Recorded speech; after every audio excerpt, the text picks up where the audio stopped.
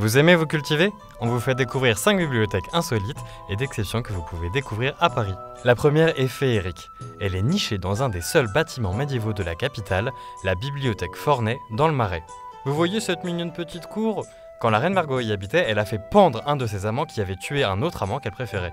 Mais là, on s'éloigne du sujet. Cette bibliothèque, qui est née en 1961, a d'abord été dédiée aux ouvrages d'artisanat d'art avant de s'ouvrir à tous les arts. Toute la déco intérieure date de la Restauration, c'est du faux. Mais on a des petits détails sympas, comme la nef de Paris ou Saint DJ aux platines. Pour monter à l'étage, vous empruntez l'escalier de la Belle au bois dormant pour arriver dans la salle dédiée à l'artisanat. Ici sont répertoriées illustrations, gravures, costumes qui font l'histoire de Paris. Pour votre pause midi, n'hésitez pas à pique-niquer dans le jardin attenant, un petit havre de paix. C'est dans la nature à Paris que nous découvrons ensemble la bibliothèque de la maison Paris Nature. Nichée dans le parc floral, cette bibliothèque insolite a été ouverte en 1989. Ici, on parle de nature, d'écologie, de biodiversité, le tout dans un cadre incroyable, comme un aquarium dans la forêt. Elle est ouverte à tous et propose plein d'activités pour les enfants. Mais les adultes sont aussi concernés, avec plein d'ouvrages divers et variés autour de la nature. On vous emmène maintenant dans un monument parisien, la bibliothèque Richelieu. Ici, vous trouverez... Pardon. Ici, vous trouverez la plus grosse collection de bandes dessinées de France, après la bibliothèque d'Angoulême. Il y en a pour tous les goûts et tous les âges.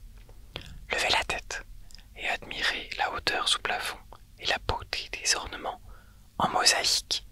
Dans cette bibliothèque, Simone de Beauvoir a écrit ses mémoires et Netflix y a tourné des scènes de Lupin. Elle traverse les âges. Vous pourrez ensuite découvrir un escalier monumental qui vous emmènera au musée de la BNF. Passez un petit coucou au cœur de Voltaire. Ouais, c'est son vrai cœur. Avant de vous faufiler dans le musée avec une collection régulièrement renouvelée.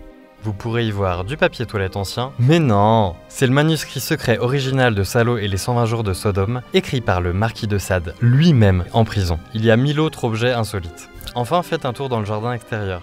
Chaque plante a un lien avec le papier. Bah ouais, parce qu'en fait le papier c'est fait à partir de plantes et du coup c'est pour ça que c'est un clin d'œil, je sais pas si on avait compris. Ah, l'hôtel de ville, tout en bois et faux bois. Cette bibliothèque somptueuse pourrait être à Poudlard. Elle cache toutes les archives de la mairie de Paris. Autant dire qu'elle est très précieuse.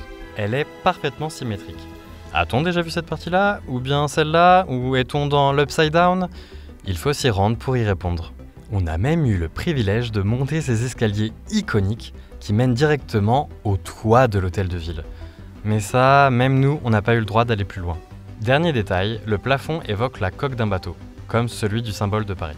Pour finir, on vous présente la benjamine de notre sélection, la médiathèque James Baldwin, ouverte en 2024. Avant, c'était un lycée hôtelier, tout en gros béton, pas chaleureux du tout.